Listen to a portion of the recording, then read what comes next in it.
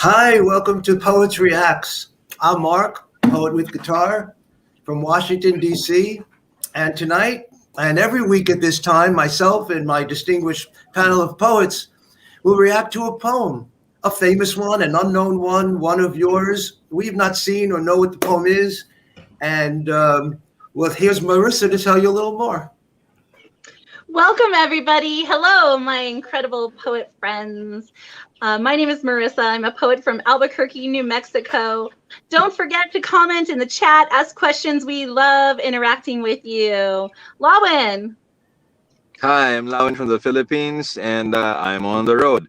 So while I try to prevent myself from getting into an accident, let me invite everyone to do the like and subscribe thing on YouTube, and Facebook, Instagram. Follow us as well. And well, here's Kemlin. Other way around. Hi everyone, I'm Kimlin and I am your Singapore, Arizona connection. And without further ado, send in the poem.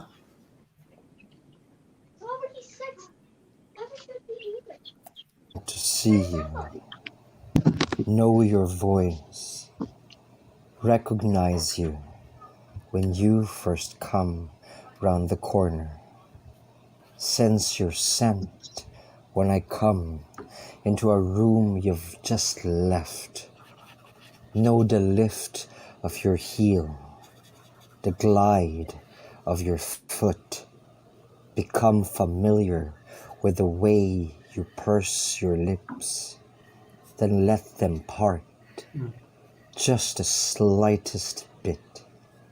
When I lean in to your space and kiss you, I want to know the joy of how you whisper more.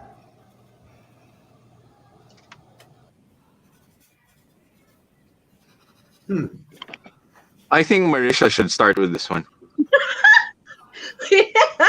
That was sensually beautiful. I love that. There was so many things that could go very adult. And I really did love that piece. I want someone to write that about me. Do you know, I would love for someone to talk about an embrace with me the way that this poet laid it out. And then, of course, saying more, it was very indicative of us wanting more. We want to know what happens next. And maybe it's not necessarily about a physical kiss, but it could also be hyperbolic in the sense of maybe opening yourself up to opportunities or to love or to friendship even. I think more. I understand that, and I kind of get it. And honestly, I think that your erotic poetry and sensual poetry, Marissa, and yours, Lawin, I haven't heard yours yet, Kemlin, are far superior to this one. This one, I thought, used the language, the metaphors, the images are very parochial, sense your scent when I come into a room, lift a heel. It becomes very Hallmark cardy. I think that a poet can go much further than this and deep and to get into the huge world of sensual reality. I want to see you know your voice is how it started. So basically, I said that this person is not really sure of who it is they're addressing, and as it gets further, it seems to take on more of a fantasy, not a real person, but like a universal dream of some potential affair. And I get it. I want to hear more. Yeah, that's a cool way to end and all that. But I didn't get a hard on listening to this poem. I mean, I wouldn't say Okay, it's nice to know, Mark. Thank you. No. Let me jump in on this one. The intent is clear as a piece, but as a seductive tour de force, I think it's a little too heavy-handed. Yeah, you know how there's the whole difference between being able to unsnap the bra with one hand, right? And it's just smooth and all that, and having to fumble around. This feels fumbling. Yeah, this feels like it was fumbling around. I mean, it's still cute. Where you want to get to is clear. But how it was done, it makes me feel there could have been more finesse in it.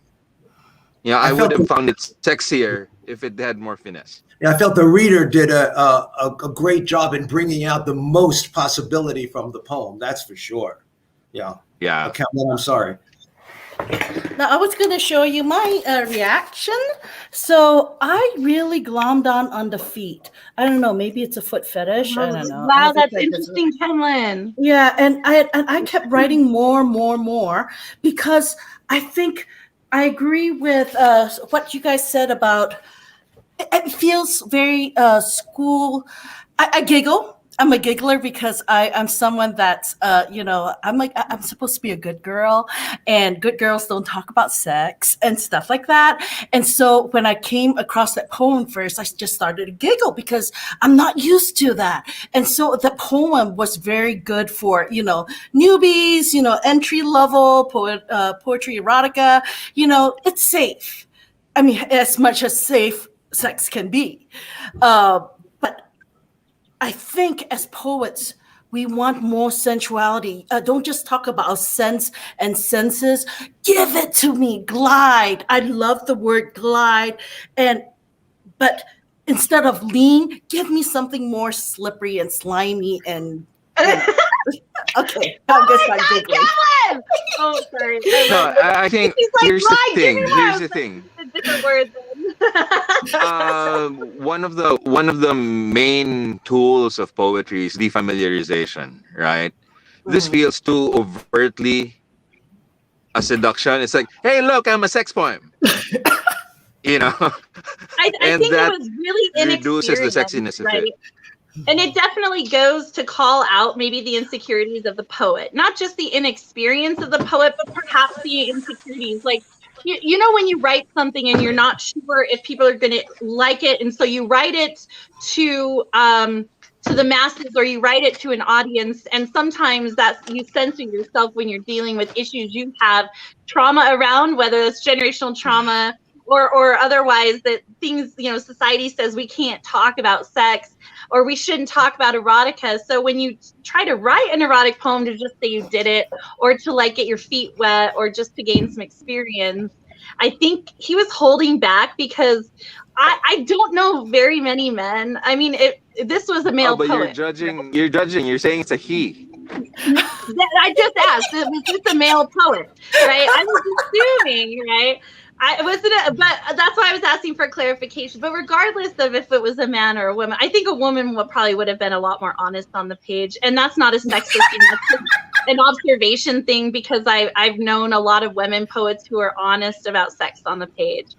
And I think it's easier sometimes to talk about it. But I think it was coming from a place of inexperience, whoever it was, and probably a place of a little bit of maybe like I'm a little shamed to talk about it, and maybe they don't know what they want, and so it comes across that way. There was a line in the poem about heel, and I think it had to do with, so it pushed me into a high heel, perhaps, and so that's why I felt he was talking. The poet was masculine, talking about a woman. Just that one inference, that one image of a That heel. clue. It's not Yeah. something you talk, something that a woman would be talked about in a woman's sense. Yeah, I agree with you, Marissa. I felt that, when we write a poem, very often we get at a certain point where we write the way we think it's supposed to be written, rather than we don't even realize we're doing it sometimes, but when you look back at it, this poem is a little impersonal to me too. It could be it doesn't feel like it really belongs to anybody. It feels like it wants to belong to everybody, but it wasn't working for me. I wonder if you read it to a group of people who are 20 and under,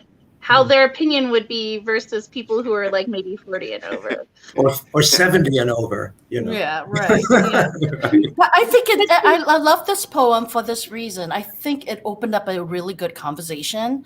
And I think, my challenge to you poets out there is to really consider, writing about your body, about your sensuality, because it's a part of what makes us a human being. And, I just know that, for when I was growing up, I was kind of shamed for thinking about my body in that way. And as I was growing up, and I think if I had any advice from like my own children, please go ahead and write about it and think about it and give yourself permission and with a touch of guilt sometimes. It could have totally freaked out the Victorians, but I think today it's very bland by today's standards. Yeah.